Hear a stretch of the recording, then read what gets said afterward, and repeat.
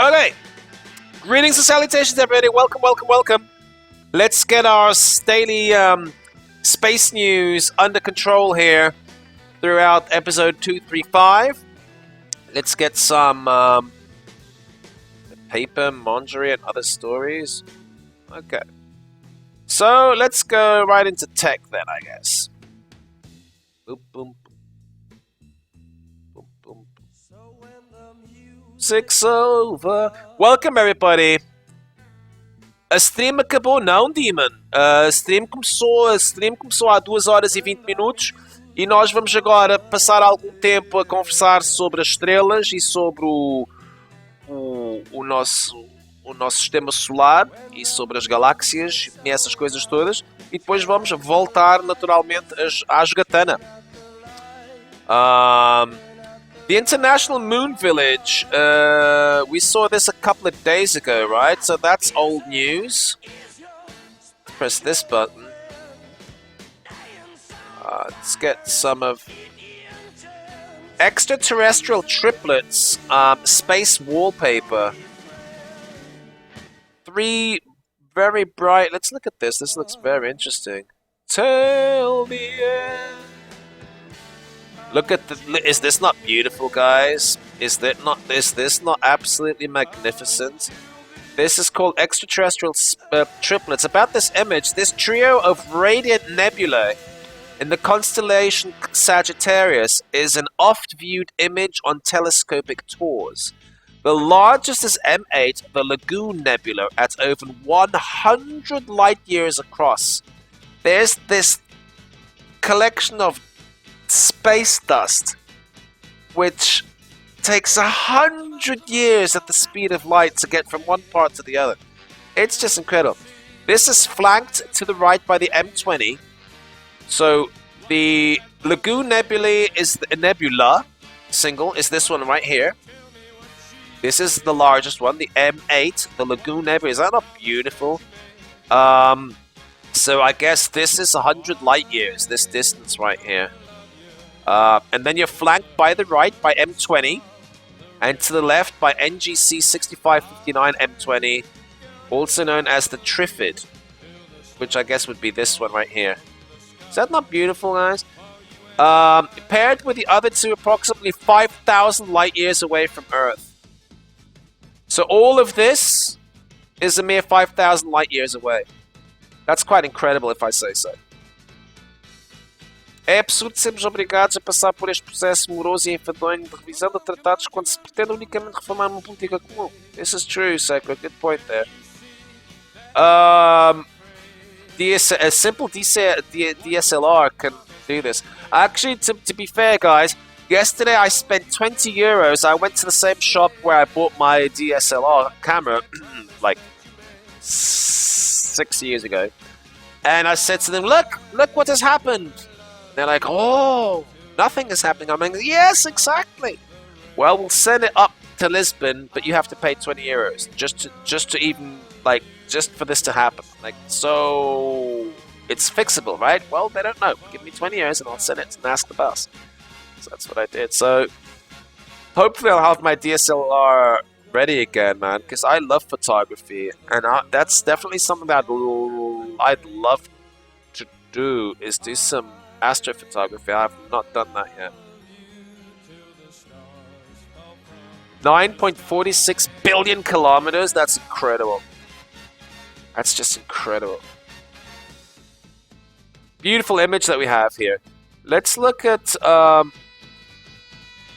this here. This is yesterday's news now. That the twins.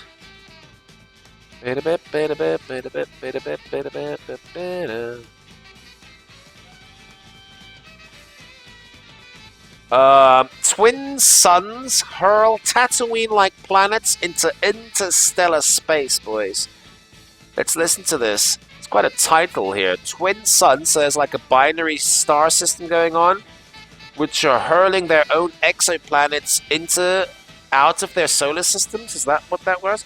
In Star Wars, the planet Tatooine orbited 2 stars. This is correct. Now, a new study suggested, or does suggest, that in real world, twin suns may act like Death Stars, either destroying worlds or hurling them into interstellar space. This finding suggests that these destructive stellar pairs can be producing rogue planets that drift through the Milky Way. Unbound to any star, the authors of the new research said in a statement. Well, then they're not allowed to be called planets, are they? They have to be called. What are they? Is that what a rogue planet is then? What's the definition of a rogue planet? What's the definition of a rogue planet? Because a rogue planet, also known as an interstellar planet, nomad planet, free floating planet, orphan planet. I love the term orphan planet. I love the term orphan planet because without its parent sun, it has nothing, right? It's kind of interesting then. Starless planet is a planetary mass object that orbits the galaxy directly. They have either been ejected from the planetary system in which they were formed, or have never been gravitationally bound to any star or brown dwarf. There may be billions of rogue planets in the Milky Way, in our Milky Way, billions of them. That might be just. There's a nice video here. Let's look at this video. Can you guys see this? You guys can see this. It's good that you guys can see this. That's pretty crazy, right, guys? A planet that's just wandering space at its own course, I guess, and it's not bound to anything. You know, it'll be influenced by its surrounding, I guess. But it's like it's not elliptic. It's not orbiting anything. To just be like that. To have no night and day, right? To have no. Like, can such a planet even survive? Surely these rogue planets.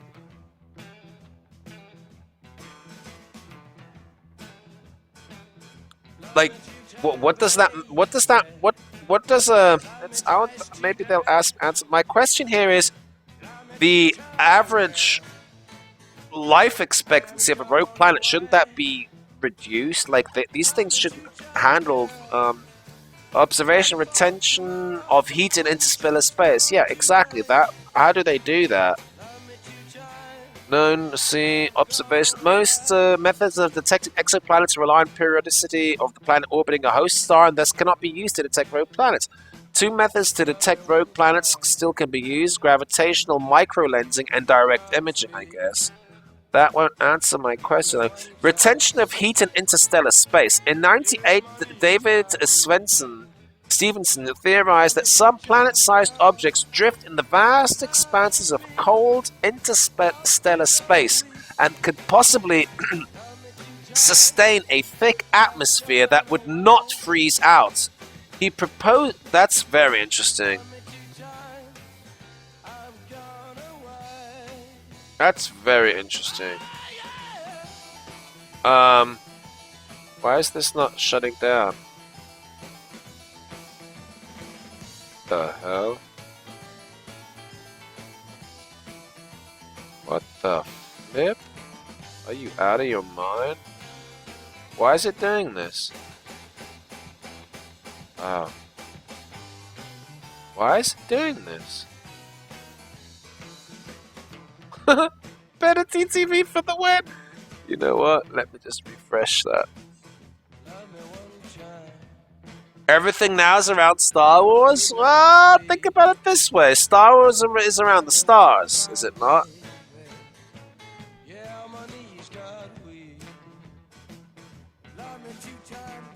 Love me 2 times, girl.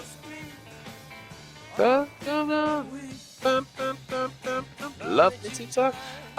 It is thought that during planetary system formation, several small protoplanetary bodies may be ejected from the forming system. With the reduced ultraviolet light that would normally strip the lighter components.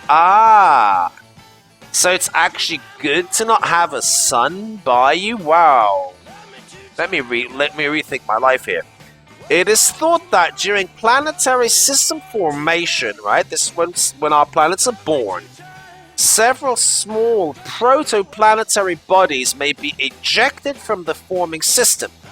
With the reduced ultraviolet light that would normally strip the lighter components from an atmosphere due to its increasing distance from the parent star, the planet's predominantly hydrogen and helium-containing atmosphere would be easily confined, even by an Earth-sized body. Because there's no ultraviolet light just stripping it. How does this work, guys? Can anybody tell me this? I'm still.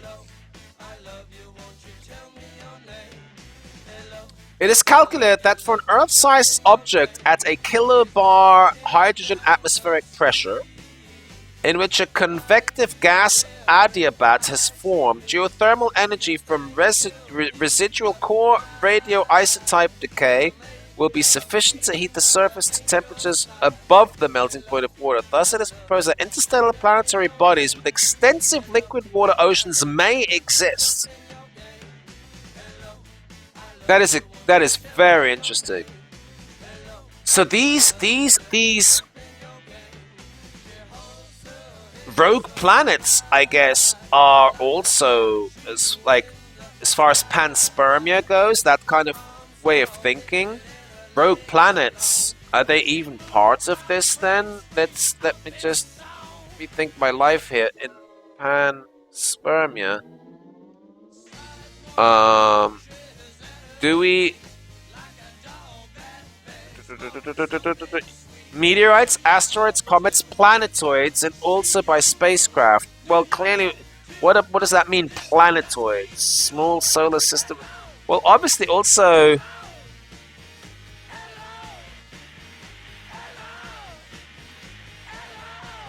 rogue planets should be on this list, right?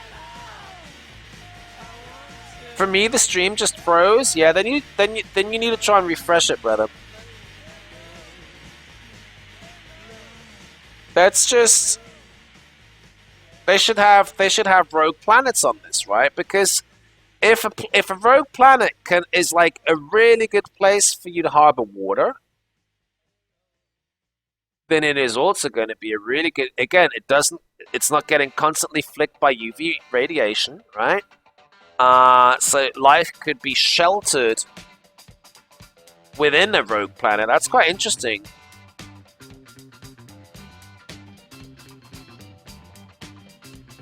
Spazzy, welcome! Yes, absolutely. Spazzy, you give me 2 minutes.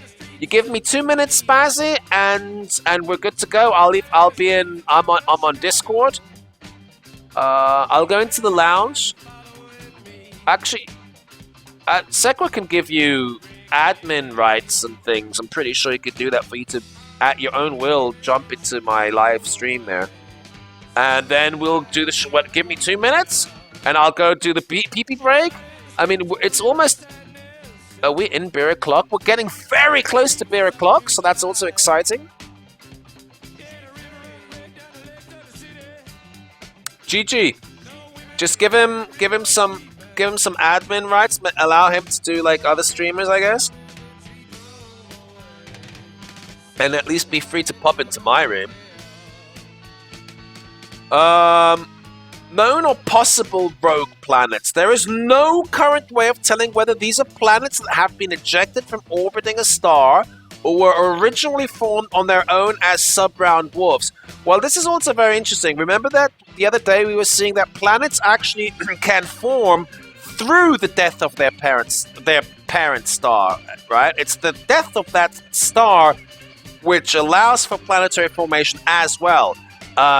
So I think if there are many, brown dwarfs out there forming as they die planets, and thus immediately become rogue planets, I think that there are going to be billions and billions of rogue planets out there, right? I think that's extremely interesting.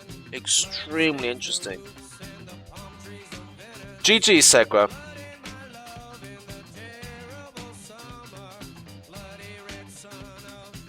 Whenever your game is done, Spazzy, we're good to go, man. I'm sure Sekra is kind of multitasking anyway. We'll drop science in a heartbeat, not even a problem. So this is very interesting, guys. Right now we have 1, 2. Where did we see the word here? Where was the term? Where was the term here? Guys, there may be billions of maybe. But they're not saying maybe there's 2 or 3. No, they're already saying maybe there's billions in our Milky Way alone. But what we have so far, known or possible, okay? We have Y's, S, a whole bunch of them, like 6 of them. So it's 5, 1, 2, 3, 4, 5, 6, 7, 8 of them. There might be billions of them. Do I like FPS games? Very much so, Demon. Very much so. Gosto muito. Joga H1Z1, Battlefront, Star Wars Battlefront. Jogo muitos jogos. Very interesting here. Very, very interesting. So, let's look at this here then. Tatooine for real. Remember this, guys? Although, to be fair, to be perfectly honest with you guys, this system that we see right there on this image that most, if not all of us, recognize. This doesn't necessarily have to be 2 suns, right? It could be this image gives us a very sun-like aspect, but this could be the moon, could it not? Could this not be a full moon from even a 3rd star system? Like, this doesn't have to be a sun, neither does this have to be a sun. There could be a triple star system lighting this full moon, giving it this look right there. Could it not be? Just for argument's sake. TF2? No. Grog keeps on telling me to try TF2 though. Just like the planet Tatooine from the Star Wars movies, a newly discovered planet circles a pair of stars.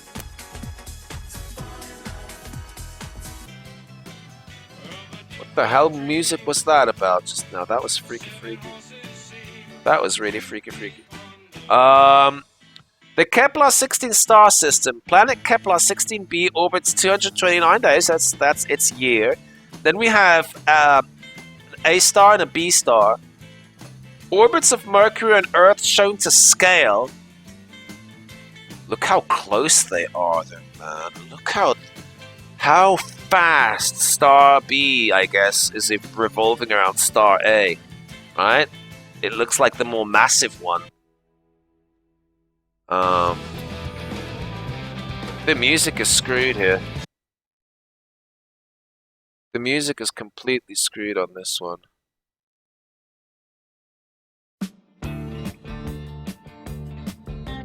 Change that up a little bit.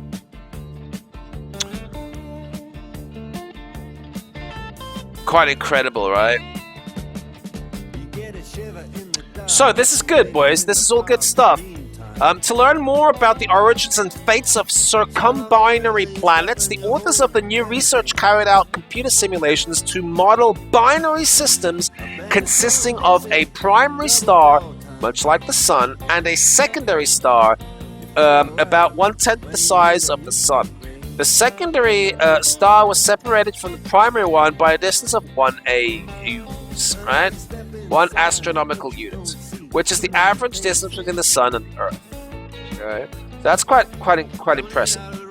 The planets in these simulations were initially located from 1 to 4 AU from the center of gravity between the 2 stars. The researchers also varied how oval-shaped or eccentric their orbits of the planets were. In the simulations, as the researchers increase the planet's eccentricities, the degree to which the orbit is elongated rather than circular, the planet's orbital instability also increased. The researchers found that about 80% of the time, circumbinary planets are unstable orbits fling out. This process could be a possible source of free-floating planets within our galaxy. I think that is so fantastic. It's no longer, guys, about asteroids and comets being like a suitcase traveling alone out there in space. We're talking entire planetary systems, which might have their own moons, right? If you can have billions of planets, rogue planets, why could you not have a moon that continues to be gravitationally bound to this rogue planet, but yet in turn this rogue planet is gravitationally unbound to anything? Isn't that something interesting?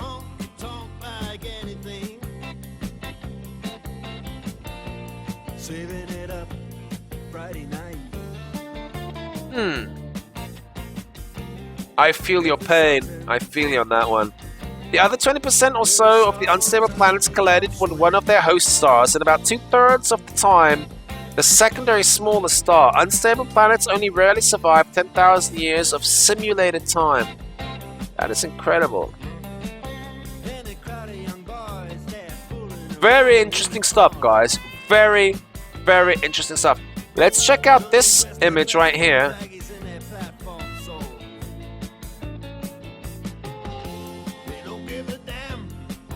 Hitomi, this is Japan's X-ray astronomy satellite. This is going to be explained using infographics now. Pretty amazing stuff, guys. Can you guys see this? It's too zoomed in though, right?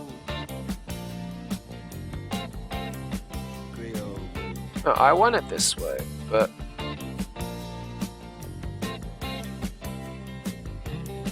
why is it too zoomed in for me, man? That makes it really silly. What? Look, like, why would they?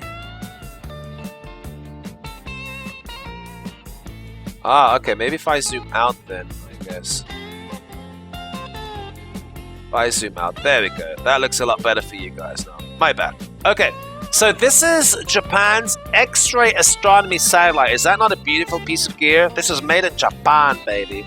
Hitomi, also called Astro H, was launched earlier this year in 2016, in February, I should say. Hitomi's four telescopes, and 2 gamma ray detectors all face the same direction and were designed for simultaneous observations. That is very interesting. Talk about being parallel to each other, then, right? Ground tracking shows Hitomi broke into several sections. Oh, what? Ground tracking shows that Hitomi broke into several sections before March 26th. Radio contact with the probe was lost on that day. Oh, shizzle snaps, really? So, this thing is not, like, this thing is gone? Well, why am I... Hitomi was intended to occupy Earth orbit at an altitude of 357 miles, inclined at 31 degrees to the equator. It completes one orbit every 96 minutes, maintaining its altitude towards the target for continuous observations lasting to several days. So I'm so confused. Is this thing up there or not?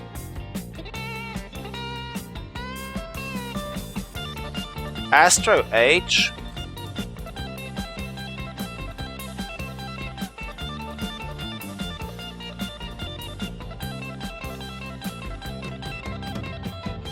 Is this thing still up there? By the Japanese expert for studying extremely energetic processes in the universe, the space observer was designed to... After it was placed in orbit and its solar panels deployed, it was renamed Hitomi. The new name refers to the pupil of the eye and to a legend of a painting of 4 dragons, 2 of which were given eyes and flew into the sky. and 2 that were left eyeless stayed as motionless art. The spacecraft was launched on February 17th and contact was lost.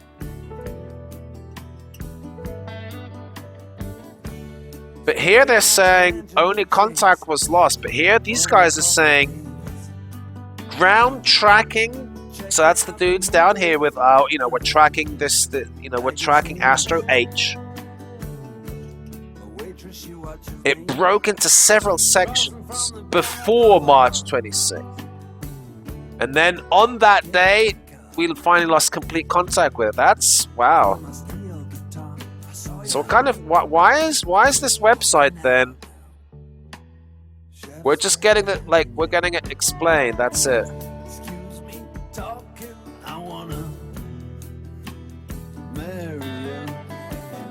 Okay, it's been 258'd, hasn't it, Gruggy? It kind of sounds like someone pulled 258 on that thing. It really does seem like that. Galaxy map. Here are Milky Way's red dwarfs. Oh, that sounds very interesting. That sounds very, very, very, very interesting.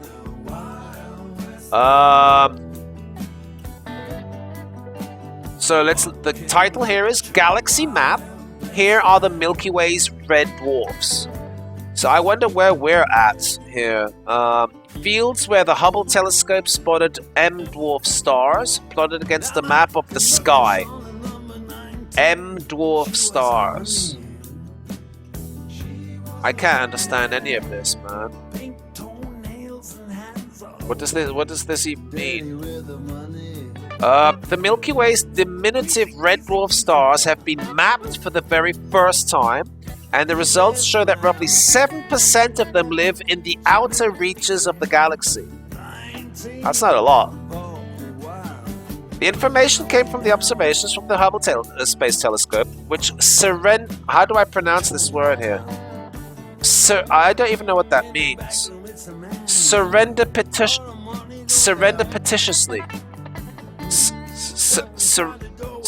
Serendipitously. What does that even mean? Serendipity means a fortunate happenstance or a pleasant surprise. I don't think I'm gonna register this word into my vocabulary, guys. Serendipitously. Observed 274 dwarfs. I mean, not even what's her face, Snow White. How many dwarfs did she spot in one day? She didn't even get a telescope to her disposal, did she? But someone surreptitiously, the Hubble telescope surreptitiously, I love this term, observed 274 dwarfs while looking at distant galaxies, and the applications of a density model to estimate how many there are in the galaxy. With these data, astronomers estimate that there are 58, not 57. They estimate 58 billion red dwarfs. Not 59, 58 billion. It's quite a specific estimate, if you ask me. They're gonna keep mappers busy for many years. Oh yeah. Serendipity. I like the way he broke that down for me, brother.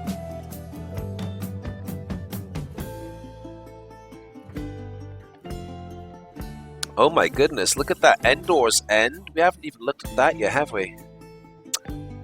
Analysis. Could violent red dwarfs turn mini Neptunes into exo-Earths? Astronomers believe that there are very many of these stars that makes them really quite suitable for mapping the galaxy, even though they are so hard to find. Isabella, G to the G, thank you so much for the host, my brother.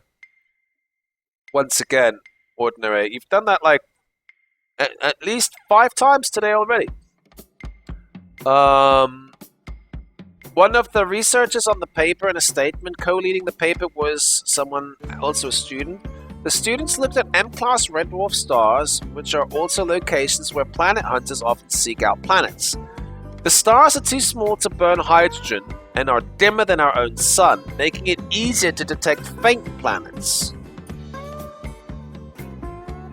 That's good, I guess. That's good. The researchers also have the research also has implications for the future mapping missions, particularly the upcoming Euclid Space Telescope that the European Space Agency expects to launch in 2020. Euclid will map the whole sky in infrared light, where dwarfs are easiest to spot. With our researchers, astronomers can now better assess whether they are dealing with a distant galaxy or a star in our own galaxy. The students use 3 density models to determine the disk and the halo of the Milky Way, both together and separately.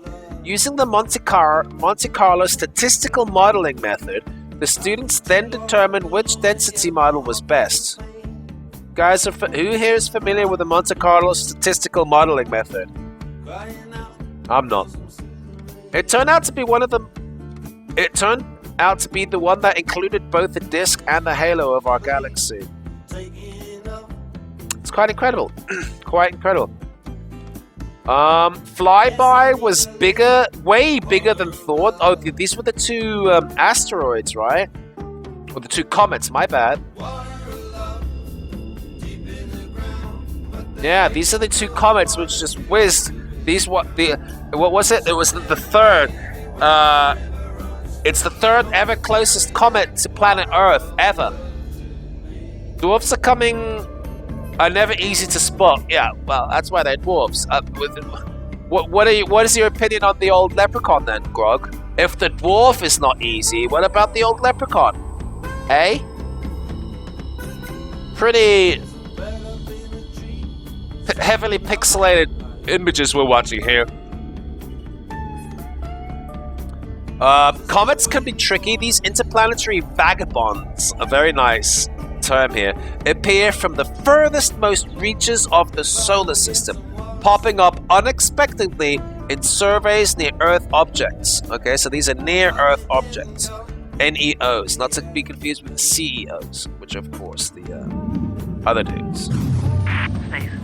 Also, they might not even resemble a comet as they're still in deep freeze, not producing their trademark fuzzy coma and tail produced by the sublimating ices. Oh, and often it can be hard to measure their size until they make a close pass of our planet. So these guys were way larger than they expected by the sounds of it.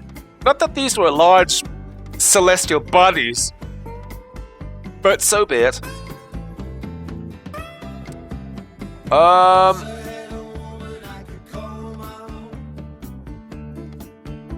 Didn't we just see... Yeah, I wanted to see this one here. Actually, no, before we do this...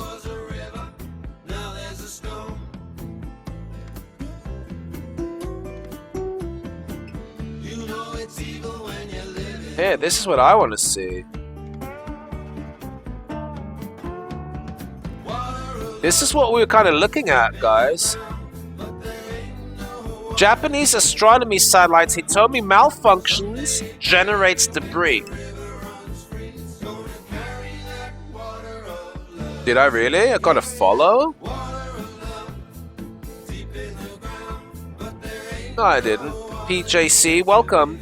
We saw that I've greeted the PJC.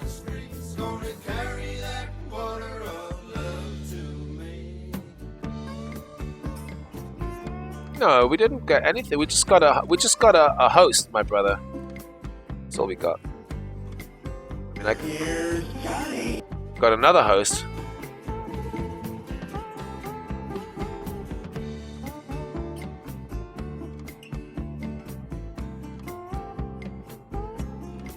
Yeah. Did I?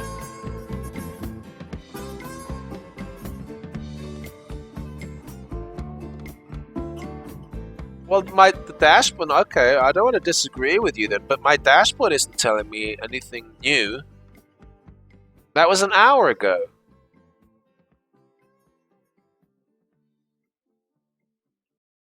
You saw the old lady? You did? That's crazy. Well, whoever you are, thank you, but Like, Twitch alerts is up. And the monkey is up.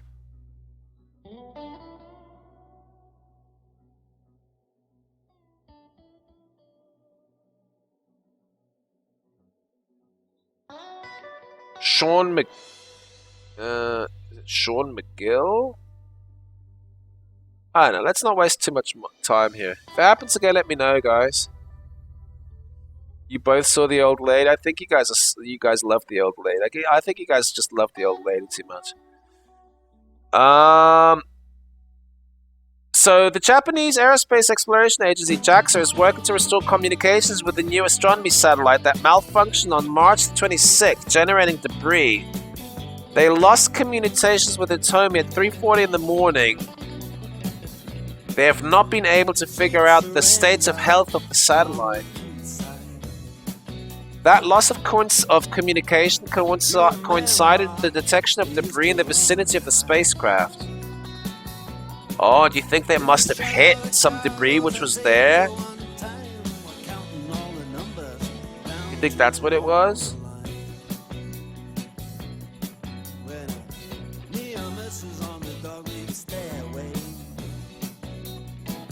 Can't stop thinking about the old lady. You know what? You love her so much. You love her so much.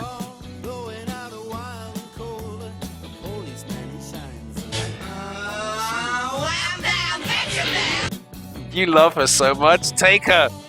Take her one more time.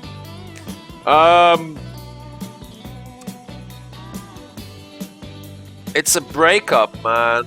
Man, that's quite incredible. So this is their launch, and it's not up. I love launches. Launches are awesome. Flight mode on. Flight mode on. 駆動用電池起動。 Thermal batteries activation. 全システム準備完了。 All systems are ready. Main start. Main engine ignition. Boom! Look at that just go! SLB ignition liftoff. Did you see that? Just that's incredible. That liftoff, man. That was just like boom! Oh, look at that already fighting. Or is this the camera lens? We had a liftoff of the H2A launch vehicle number 30 with Astro H and 3 secondary satellites on board from the Tanegashima Space Center at 5:45 p.m. on February Those 17, little rocket boosters on the side, pretty Japan awesome, Standard eh? Time. You're ready, Spazzy? Good ship. We're gonna do it, baby. We're gonna do it, brother. We're gonna finish this video. We're gonna play some H1Z1. After liftoff, the launch vehicle operation control was shifted from the blockhouse to Look the how launch control center. it reminds me of playing Kerbal Space Program, man. The H2A is now flying over the Pacific Ocean to the east-southeast. 打ち上げ後1分が経過しました。 It's 1 minute after liftoff. That is incredible, man. That is so awesome. ロケットは正常に飛行 For 中 the で、 old 種子 lady? 島の各地上局は正常にロケットの追尾を行っています。 The Beautiful H2A stuff, is guys. This flying thing is not normally, even there and the anymore. Tanegashima stations are tracking the launch vehicle very well. Thank you so much for this opportunity. We're pretty much done with today's space news and all that good stuff. We're going to be playing some H1Z1 in just a couple of seconds. We're going to prep and get everything